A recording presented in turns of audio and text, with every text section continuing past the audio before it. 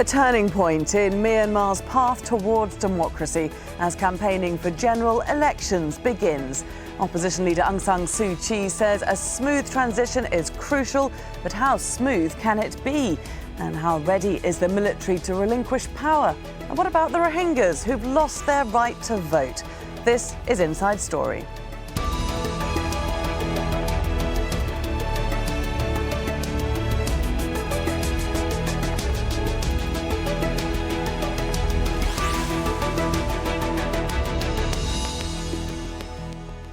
Hello there and a warm welcome to the programme. I'm Laura Kyle.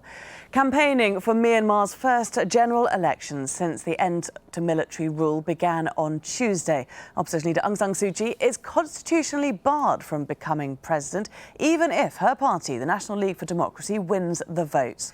Though a transition to civilian rule began in 2011, plenty of obstacles remain. 25% of the 660 seats in Parliament are reserved for military officers chosen by the Commander-in-Chief, and the army retains a veto over any changes to its constitution. But Suu Kyi says the elections will still be an important milestone. She has urged the international community to monitor the vote and help ensure the will of Myanmar's people is respected. The general elections that will be taking place on the 8th of November in Burma will be a crucial turning point for our country. For the first time in decades, our people will have a real chance of bringing about real change. This is a chance that we cannot afford to let slip. We hope that the whole world understands how important it is for us to have free and fair elections and to make sure that the results of such elections are respected by all concerned. A smooth and tranquil transition is almost more important than a free and fair election. Through this transition, we hope to take our country to that point where there can be no return from genuine development in the democratic direction.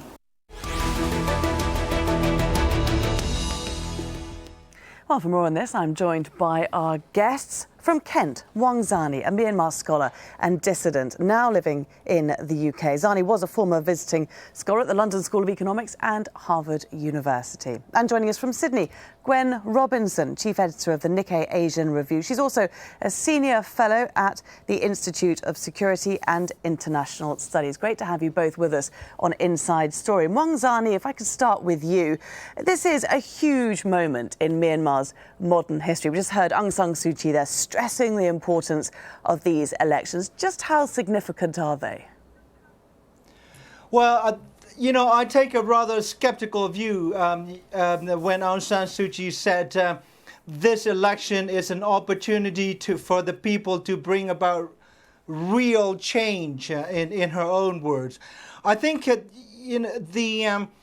the importance may be negative in the sense that this is the very first election in the country's electoral history, including the electoral history in the British Times, where the entire religious community and entire ethnic minority, Rohingya, and Muslims are being disenfranchised. We're talking about 4 to 5 million, or 10% of the country's population, being disempowered and disenfranchised from participating in the election. In that sense, this is sadly and negatively historic. Okay, in that terms is a of huge moving issue. the country in the democratic... That is, sorry, I just wanted to point out there to our viewers that it is a huge issue, and we will be talking about that in much greater detail slightly later on in the show.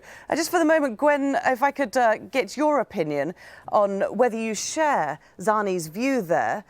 Is this election an opportunity for change, or are you sceptical that we will see real change in Myanmar?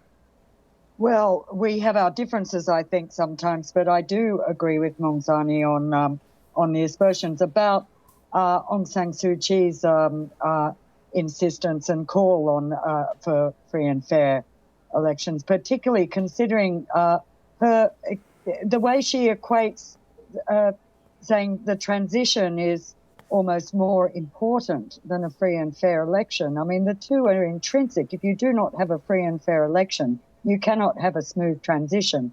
And I also do agree about the disenfranchisement of the Muslim Rohingya mainly. I think there are quite a few Muslims who are actual citizens and therefore do have a vote, but it's very clear that there's a massive block, particularly in Western Myanmar, who have been deprived of a right they were given rather cynically on a temporary basis each time, the few times elections have been up. So I think there are already some questionable aspects to the election. That said, I think both government and military have gone way beyond what anyone expected to publicly commit themselves to honouring any result. I mean, you know, who knows? They may not, but if they don't, they've certainly set themselves up to be condemned widely if they disregard any of the results. Gwen, what obstacles do you think might exist to a free and fair election? Well, I'm sure Mongzani also has a list, but I would say, you know, the classic ones are concerns about fraud. You know, it could be in absentee voting or in the polling booths on the day. I very much doubt there would be a large-scale, systematic, centrally controlled secret plan on fraud. So far, there have been some glitches that have been reported, which strike me as very localised. I mean, you've got a big machine out there of the ruling party that enjoyed absolute power for a very long time, and a lot of the local chapters are not happy at all. They're horrified, in fact, that the NLD is right out there and they have to compete on a level playing ground. So I think we've heard reports of break-ins to the NLD office or some intimidation, harassment. There would be that sort of obstacle, I think. And, you know, the biggest obstacle is if, you know, will be in the proof later on after voting of whether the military and the government honour the result. Absolutely. Mongzani, are you encouraged that there will be international monitors present at this vote? Well, I think I am actually discouraged instead of encouraged. Yes, you know, there will be European Union observers. I think like Jimmy Carter's Carter Center in USA has been given go-ahead for monitoring the elections. But, you know, elections is not just about like, you know, having people a chance to vote uninterrupted. You know, some of the rather dubious and diabolical acts on the part of the ruling military and its, the political party, Union Solidarity and Development Party, have already started. You know, like, I mean, for instance, think about it. This is an election where the military and the ruling party and have already stated very clearly the subject of the military is completely out of bound as far as the election debates and election discussions by the political candidates. Well, everyone, you know, including Mrs. Robinson, knows that the elephant in the room, as far as the Burmese politics, is the military. It's control of the economy. It's a concentration of wealth in the hands of a handful of generals and cronies. The mistreatment of ethnic minorities, religious minorities, involvement in the incitement of violence and hate speech through the use of Buddhist monks against Muslims.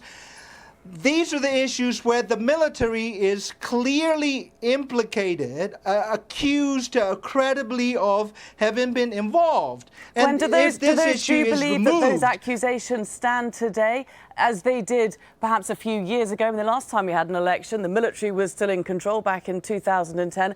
Has the situation changed at all since then? I would argue that the situation has actually changed quite a lot. The fact that these elections are taking place at all. The extraordinary statements you've had from ex-generals running the Union Election Commission, the government-backed election body, actually inviting citizens to report any examples of seeing cabinet ministers or anyone involved with the administration abusing their office by using government property or cars to campaign. The extraordinary pledges from not just the ostensibly civilian government, which is largely made up of ex-generals, but actually the generals themselves, the commander-in-chief, going out repeatedly saying, committing himself. I'm not saying I necessarily believe him, but he has put himself out there saying that he will honour the results. So he knows what's at stake now. They've brought the country this far in acceptance in the international community. They all know whether they're military or whether they're... Can I jump in here? Because... Can I just finish? I just wanted to say they all know what is at stake. They all know that if they turn around and ignore these results, then the country goes back to the Stone Age. And the world is watching this time and expecting an awful lot more. Mwangzani. Exactly.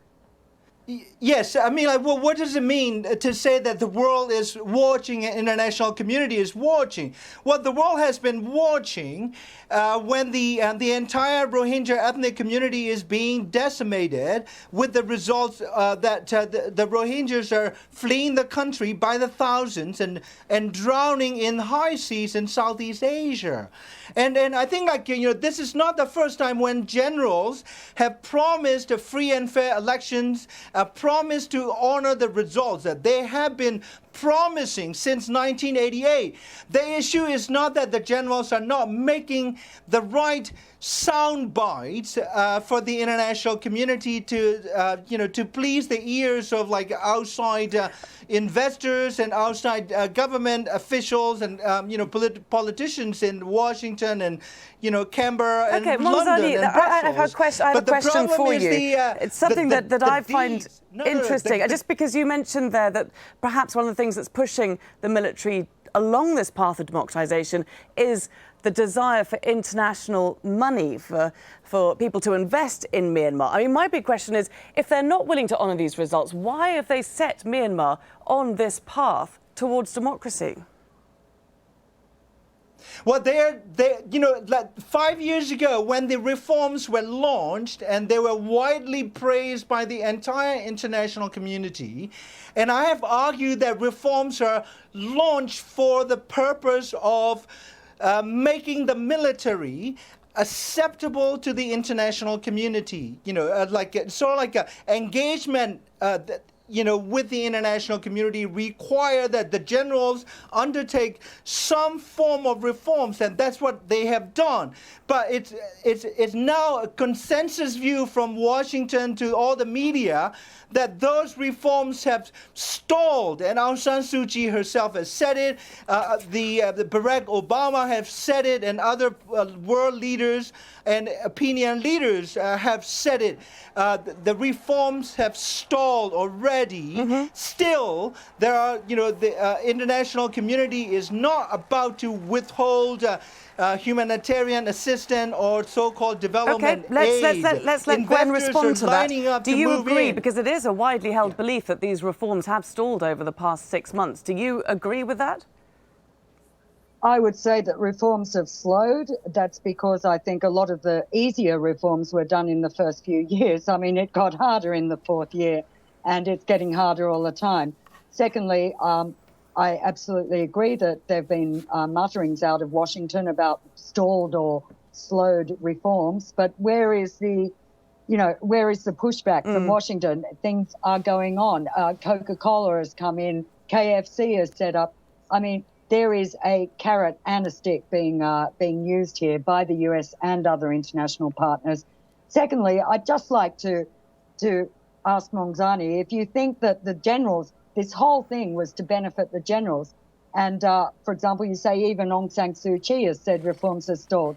She has said it as a sitting parliamentarian. 5 years ago, she was locked up. I mean, things have changed, and she is out there.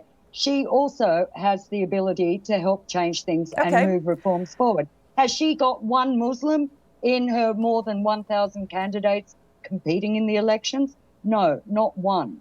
Okay, the Rohingyas... I would say that... Yes, you raised that good point about the Rohingyas, the Muslim minority again. So let's just focus on that for a second, because Myanmar's government has faced major criticism for its treatment of the Rohingya, and now the Muslim minority is being stripped of one of its last rights, and that is the right to vote. Hundreds of thousands of Rohingya who cast votes in elections 5 years ago have been struck off the electoral roll. Persecution of the Rohingya has escalated over the last few years as hardline Buddhist nationalist groups have demonised and sometimes attacked the group. Mwanzani, why have the Rohingya been blocked from voting? Well, the persecution of the Rohingya by my own country's government and by my own people's popular support have been going on for nearly 40 years, and they were once considered an official ethnic group of Burma, not just citizens. They were considered an ethnic group of Burma back in the 1950s and 60s, and some of them have been there for centuries. Some of them have moved across the border from what is now Bangladesh. But these are people that have been where they are today for centuries. Their presence in the country, in western part of the country, predates both the colonial so why have they been and blocked from post-colonial voting in Burma. this particular election when they have been allowed to vote in previous elections? Well, they were allowed to vote in previous elections as the ruling military needed the votes, against the ethnic nationalist Rakhine parties. Now they're being stripped of the vote because that is part of a long-term Burmese military strategy of dealing with what they consider as an Islamic national security threat. Remember, we have about 16 different Muslim communities across the country, and Rohingyas are the only Muslim group with a single historical geographic pocket sitting in between Bangladesh and Burma, and they are seen as a potential proxy by Islamic groups in Bangladesh to use against the Burmese sovereignty. That's why they are Gwen Robinson, targeted. let's bring you in. Let's bring you in because Aung San Suu Kyi has also been criticised. Not only the general, Aung San Suu Kyi has been criticised for turning a blind eye to the Rohingya cause. I mean, why, when she of all people knows what it's like to be persecuted? Well, exactly. I mean, that's a very good question. But can I just put it in perspective? And Mwanzani is right. But they have not been stripped of a vote that they always had. I mean, the past was a very cynical, as I mentioned. They were given this temporary right a couple of weeks before an election to vote in the way that the generals wanted them to vote. So this time they've also been stripped of the very basic ID cards that they've had. But actually, this vote that they had was really just given to them very temporarily in order to dutifully step up and keep the Rakhine nationalists at bay by this cynical use of the Rohingya vote. Now, why has Aung San Suu Kyi not only not spoken out, but actually this decision to strip them of the ID cards taken in Parliament was also supported by the NLD, her own party. So I think it's been made very clear, and most recently, I think New York Times and other mainstream media have joined the bandwagon on questioning her democratic and human rights credentials. She has turned into a politician. She wants to win votes. If you speak up for the Rohingya in this country, you will not get one vote. And Gwen, is that tactic going to win? Is she going to win those votes? Is the NLD going to win these elections? Well, I'd say that you, as I said, you do not win votes by speaking out for the Rohingya, which is why I think, and I'm sure Mwanzani would agree that that's why any politician who wants to keep a seat and get votes will not utter a word about it. But also, I think there is an extraordinarily deep-rooted prejudice in. Sorry, it's your country, Mwanzani, but it seems everywhere you go, I have not. It's very hard to find anyone who expresses sympathy. No. I mean, when you say prejudice, I think you meant deep-seated racism against the people of the Indian subcontinent origin, or people who are seen as Kala, or the Burmese equivalent of the N-word, nigger. But you know, Mwanzani, in the context of these elections, does this issue matter? It's not a vote winner, is it?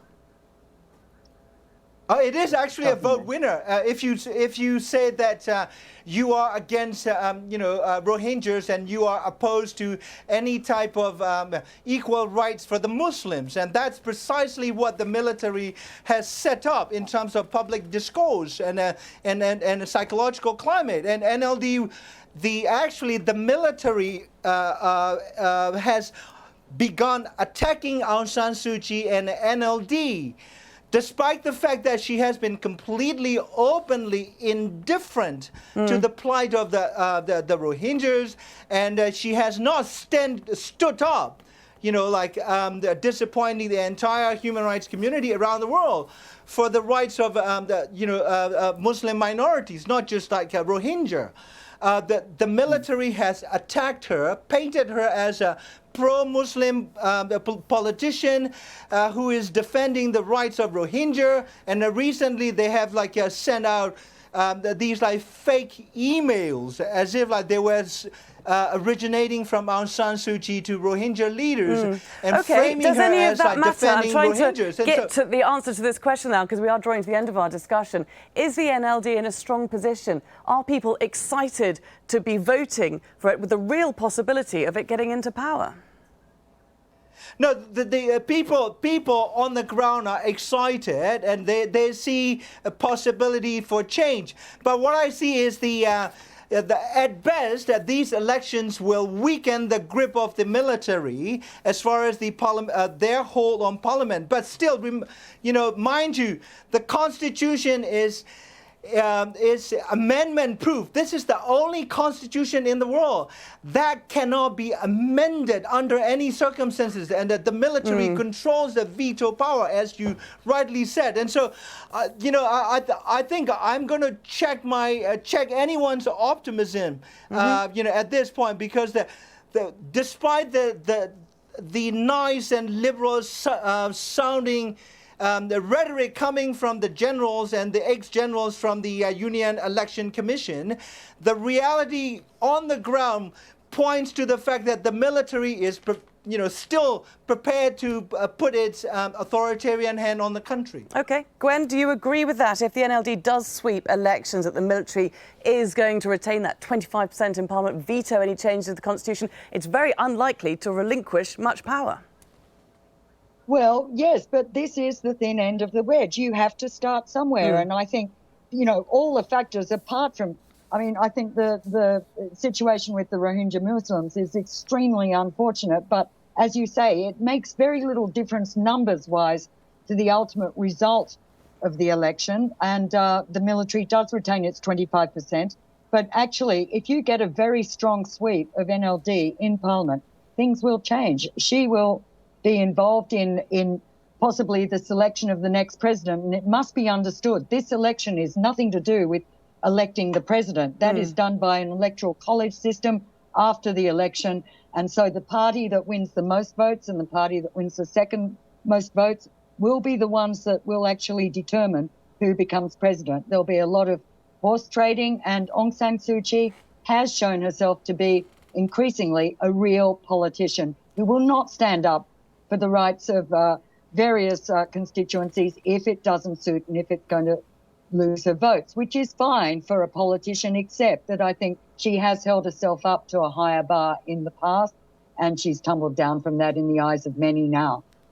So it remains to be seen how she plays it from now. It certainly does. We do have to leave the discussion there now for, of course, we're going to be revisiting this topic many times, I'm sure, as that election draws ever closer at the beginning of November. Fantastic start to the debate, though, as campaigning starts today. Thank you very much to both of our guests for joining us here today, Mwangzani and Gwen Robinson. And thank you, too, for watching. You can contact us by going to our programme page on our website, aljazeera.com. You can also leave a comment there on facebook.com/AJ Inside Story, or tweet us at AJ Inside Story. From me, Laura Kyle, and the whole team here, bye for now.